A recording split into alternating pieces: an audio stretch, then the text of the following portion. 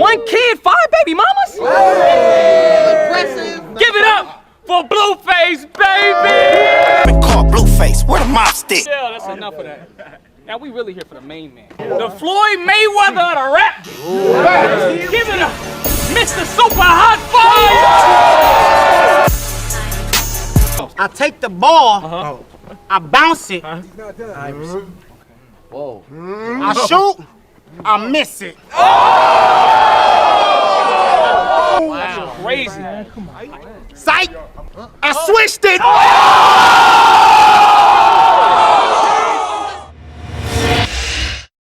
What's going on, y'all? You're now watching the greatest channel that has ever existed. My name is 𝘰𝘰𝘯𝘵, and I truly appreciate you guys for being here with me. So, that was a crazy rap battle between Super Hot and Blueface, and there was another rap battle with Richard Heart, the creator of PulseChain, the creator of Hex, and traditional Bitcoin maximalist. They're part of the Bitcoin magazine, and he was debating against them, and he absolutely destroyed them. He's actually kind of rude. In fact, let's start parts of the debate right now. You know who owns Bitcoin? A bunch of venture capitalists and scumbags. But you think it's the fucking, we're going to save politics with this shit. I'm not a Let me tell you who owns capitalist, Bitcoin. and At least I don't think I'm a scumbag. But You know who just drove the price up of Bitcoin over the last week? I do. Do you know who? It's a single guy. fuck, it doesn't matter. It's a market. It doesn't matter who drove the price of Bitcoin up? No, I thought you wanted to absolutely promote Bitcoin. How are you going to promote Bitcoin if you don't know who the guys driving the price up are to go find more of them? I don't care about the price. See, this is why I asked you the Okay. question. That, You're sitting making no yield on your Bitcoin stack with no capital efficiency like a dum-dum. Why? I don't believe you need yield. I don't believe you need yield. You could buy more Bitcoin with yield, bro. Damn. So right off the bat, 1-2 punch. He's already aggressive, right? So he's already saying that, why don't you want to know who is making the price of Bitcoin go way up and making it go way down? It seems like it's a lot more centralized than it should be, since Bitcoin is very decentralized. And the guy from Bitcoin magazine says that he doesn't really care who that one person is that can manipulate the price that well, which is kind of wild. The reason why he keeps saying this is that he doesn't really care about the price in the short term. He cares about the price in the long term, like the really, really long term. That's what the Bitcoin magazine guy says. I feel like that's a lie, no matter what. We all want to be rich, but we don't really care that much about being rich 50 years from now. We want to be rich within the next couple of years, within the next 3-4 years or less than that. And before we go any further, I do not have any problems with Bitcoin. I own a lot of Bitcoin. Bitcoin is what created this entire space. My name is 𝘰𝘰𝘯𝘵, right? So that's not any problem, but it is true that other coins have a higher return in the past couple of years, way higher than Bitcoin. Ethereum has a higher return. Hex has a higher return. PulseChain is going to have a ridiculously higher return than Bitcoin. don't try and conflate that Hex is a competitor to Bitcoin. Because It is. as far as I understand, It is. really. Yes. So you believe that the world at some point is going to converge upon Hex as a standard of money that the world should operate on? You're looking at a big S-curve staring you at the face with elongated cycles and limp dick pumps. You got basically negative returns annually right now. My Rolexes have outperformed you. All the meme stocks have outperformed you. All the coins have outperformed you. You're holding the top of an S adoption curve. Do you know what happens after the top of the S adoption curve? Everything just goes flat, man, which is why your returns are flat. It depends on what aspect that you're looking at. You do not, if you want to earn yield in Hex, you can buy Hex from the hundreds of thousands of people that have it, lock it up and earn yield. But if you want to earn yield in Bitcoin, you got to suck 2 or 3 companies' D's to beg them for a mining hardware machine and hope they send it on time. Richard Heart, what a potty mouth. Yeah, that pretty much says the point. If you want to make money with Hex, all you have to do is just lock it up and you'll automatically earn Hex every single year, every single day. Honestly, the APR for Hex right now is about 40%. You cannot do that with Bitcoin. And if you do it with Bitcoin, you have to give it to another company. They can hold your Bitcoin, and then you have to pray and hope that they give you back your Bitcoin when you ask for it, that they then continue to pay you yield when you ask for it. It's not necessarily programmatically locked. It's locked based off of a contract with another company that can go bankrupt at any time. Meanwhile, Hex is locked based off of mathematics. 1 + 1 will always equal 2. Certain aspects of my system are vastly more decentralized. They're furthermore more secure, which is why we've never had an inflation bug.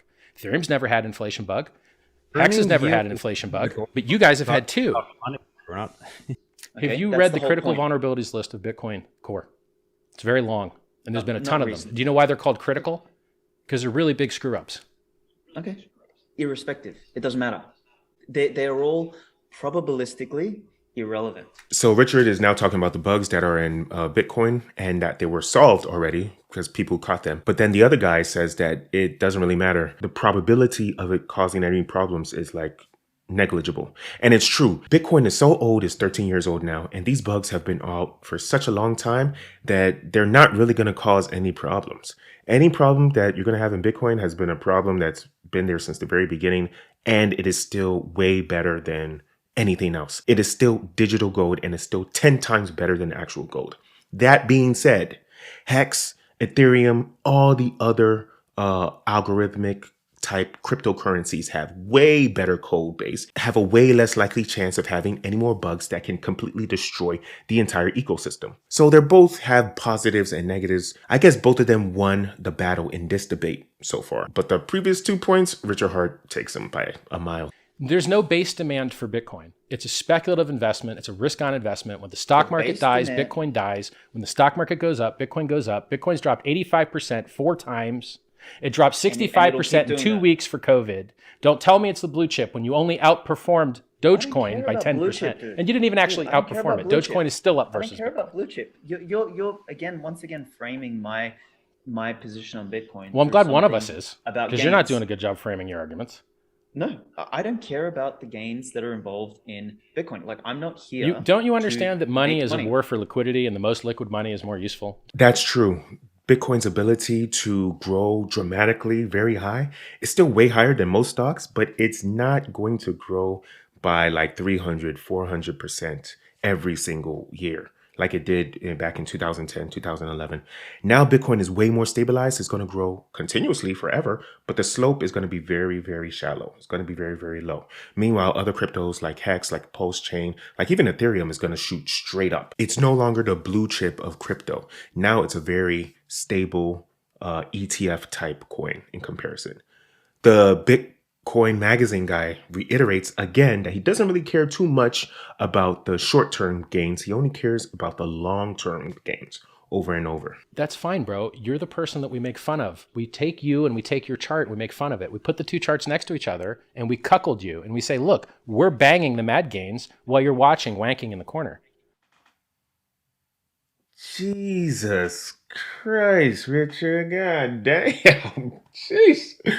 Oh my goodness. What do you think the average stake length in Hex is? I don't know. It's Nobel Prize worthy. It's so long it'll drop your jaw. In the history of finance, there's never been any product that's ever been designed where people have locked up hundreds of millions of dollars, billions of dollars now, for an average length of 6.37 years. You cannot, if you make to get an average of 6.5 years. What the fuck? What are you talking about? I don't understand how that works. Well, you time lock your money. The average time lock in Hex is 6.37 years. Yeah, that's true. Hex has the amazing ability to allow you to lock it, and therefore you continuously get 40% returns on your coins that you lock. And you can lock it for as long as 15 years. And people believe it in so much that they've been doing it, like you said, for about 6 years on average. He could have just explained it to him without being a jerk, but I guess they're being adversarial. Centralized ownership is very powerful for price, and it's the reason that you see all these ERC20s with massively centralized ownership doing absolutely insane run-ups that Bitcoin can't do because Bitcoin's too decentralized in the ownership. It's too heavy now. Centralized ownership is really good for the price, but centralized power of creation is very terrible for the price. So that's why it's good for your nodes to be decentralized, but it's not necessarily good for all the owners to be decentralized. Because if there's a few amount of owners, that means that there are more people that want to buy it. The demand is stronger than the supply. The supply that only comes from this few amount of owners is way smaller than the demand that comes from all the other rest of the public. But people get it all backwards. They're like, wait a second, supply and demand, more inflation means bad. And then you're like, no, actually go look at the chart. It matters who's getting the inflation and what they're doing with the inflation. And so what we did with in Hex is we reduced the inflation below Bitcoins, and then we incentivized people to hold the price up by just paying the inflation to people that couldn't sell it anyway because they're locked up. And then that increased the average stake length from 2 years, 3 years to now about 7 years. And the maximum stake length in the system is 15. And so to the market, the inflation is very rarely seen. You see a lot of people restaking it, treating it as a real savings store of value. And because people are treating it as a store of value, everyone can continue to win. The amount of the entire inflation that comes from Hex, the amount of new coins that Hex produces, all of it goes to the people that lock up their coins for however long they lock up their coins. None of the new inflation goes out to the general public. So that means that the price is only going to increase forever and ever and ever. Sure, it goes through its valleys up and down because, you know, people might just buy the Hex coins and just stake them and hold them forever. But the inflation only goes to people who decide to treat it as a CD, who decide to treat Hex as a certificate of deposit. You know, everybody on Ethereum is getting a copy of every single coin on that entire network because I, through the set of my labor and my effort, am giving everyone a free copy of every single coin on the Ethereum network for free on a new network. You just literally point your MetaMask to a different server and our coins are all sitting there. Within the next month, we'll go to mainnet. Oh, snap.